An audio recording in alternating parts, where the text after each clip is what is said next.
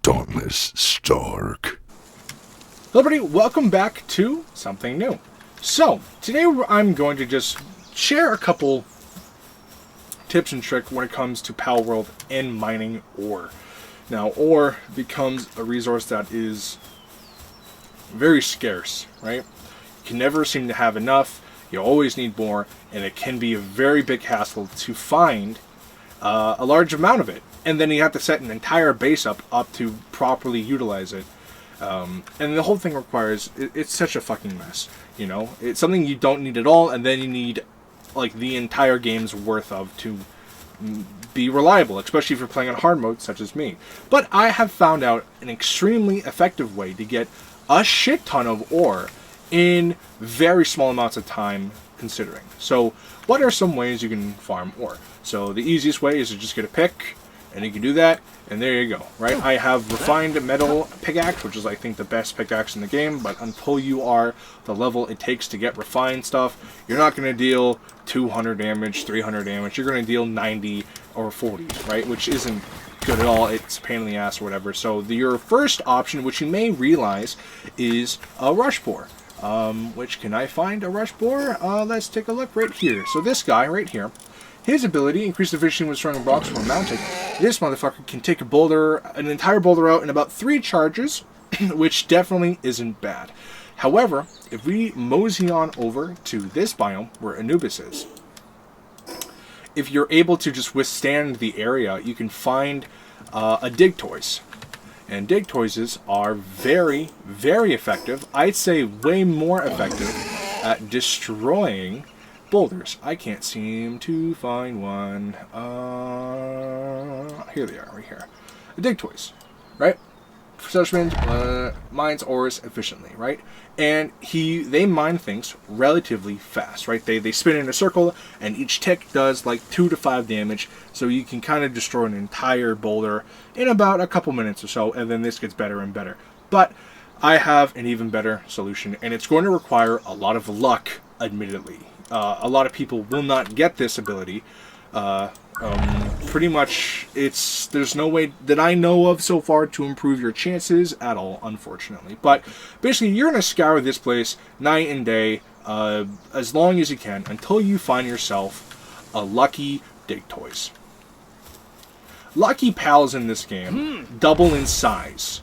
They also get a bunch of other proficiencies. Usually this one I didn't get crazy, but every dig toys gets the hard skin, and then this one has lucky. Now it's a good buff, don't get me wrong, but that's not the buff we're looking for. The buff we're looking for specifically with this pal is its size. This is probably one of the bigger pals in the base game, you know, probably next to Relaxosaurus, and I haven't even seen a lucky Relaxosaurus yet, so that thing's probably monstrous. But dig toys now has a fun ability. So his ability is that he spins, right? Dig toys spins in a circle, and he does a shit ton of damage, right? That's pretty normal. Dig toys' ability directly scales with his size, in my opinion, because when he's spinning, as you can see here, he does damage to the tree there, right? That's what those one ticks are. And so what that means is the bigger the dig toys is, the easiest way you can farm ore.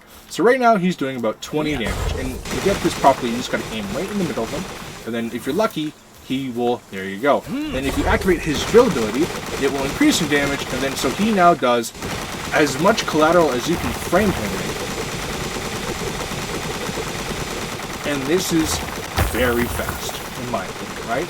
And then you just retract him, and then you throw him on something else, and then you go dig this one, and then there you go. You can clear an entire field in like 10 minutes.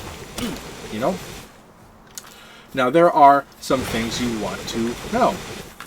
So for example, if he just attacks normally, he does around, 20-ish damage, And if you activate his ability, he actually does around 30 damage. That directly correlates to this, to your level 2, which you can increase directly at the PAL condenser. So basically, you want to catch every fucking dig toys you can find, because you want to get this bastard up to as much of a high level as you can. However, I prefer breeding. It's just a lot faster. It takes longer. At the same time, it's confusing, but it depends on what you want to do. These guys are not exactly easy to catch, especially if you have the improved statue glitch where your chances actually decrease with each level, which I'm level 9, so catching this motherfucker is really tough normally, right? So I'm going to breed him to get all the dudes I can to condense down to make this guy a god.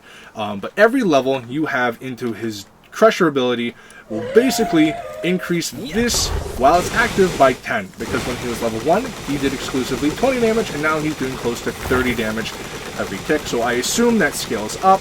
I don't 100% know. I will fully admit that. And so look at that, 50 ore, 50 plus ore, you know, in a matter of minutes. And I could have easily made that far more efficient if I can. I say this is the best way.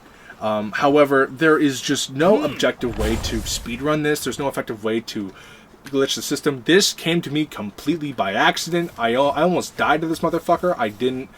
I came like this close to like not even catching him.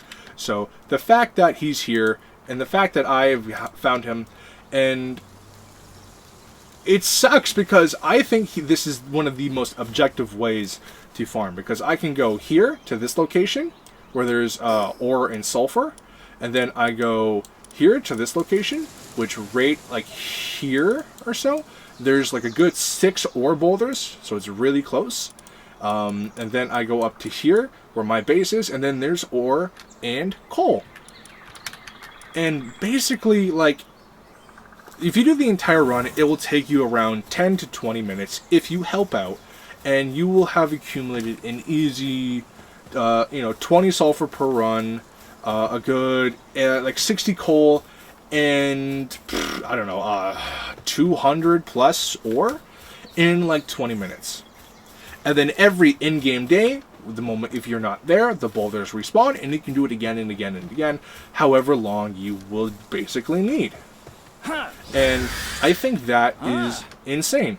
I'm sure there are other pals that are more effective. Again, there's the boar, which the boar probably gets monstrous, right? It also is a little tedious because the boar's main move to, get around is a little sluggish and it feels kind of slow. And at least with the dig toys, you can do autonomous stuff even while he's working, right? You're not bound to just doing the one action. You can hunt, 3-4 boulders at the same time, and it's fine. So that's why I think it is faster, ultimately. Oh no, I'm falling.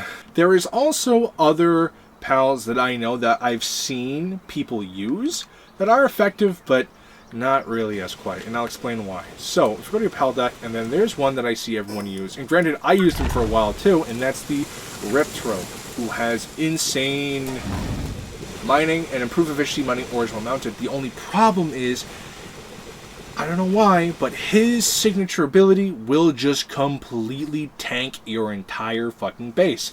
His moves do collateral damage. I don't know why. I really don't know why they did that, but they do. However, though, and this is, whoops, I didn't want to do that. Dig Toys has this really fun ability where his moves, no matter what,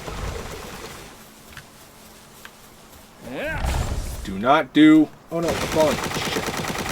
Shit. His signature move, because it counts as a field move and not like a move, his abilities do not do structural damage. See, there's no damage indicators, there's no ticks, there's no health bar on the thing going up. So this dude is 100% safe to let work inside your base. Despite his giant size, he does not do friendly damage. That one tick you see, that's from the tree. That's from the tree. He would not attack if it weren't for that tree, so I thank him, So I think Dig Toys is your best option. And even if you can't find a lucky one, just find someone that has, pretty good stats, a lot of buffs on him, and then try to use one. Now, just keep in mind that Dig Toys is only do about 3 to 4 damage on their own in a base, and that is just amplified if you own it yourself. He's not doing that much more damage because he's lucky. He's doing about 15% more, but you can get that up with like a pal statue using souls and stuff as well, because their damage is directly correlated with their attack stat. I'm pretty sure that's how it works. In my experience, that's how I think it works. But I've done some of the testing on my own. But At the same time, though, lucky does help, but the biggest thing that lucky helps in this is the fact that he doubles in size, which just allows him to do so much more than he already can. Alright, and that's pretty much it for my guide. I see almost no one using this, and so it's kind of a shame, but I'm hoping that I can spread some love, I can spread some light. So anyway, thank you everybody for watching.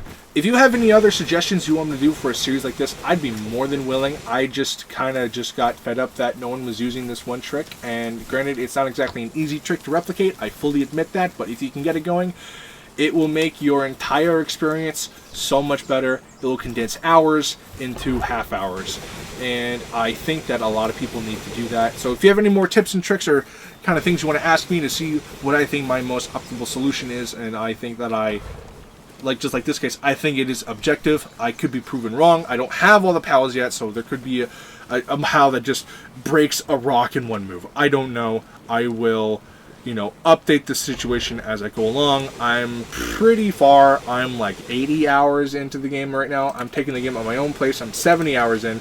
I'm taking this game at my own pace.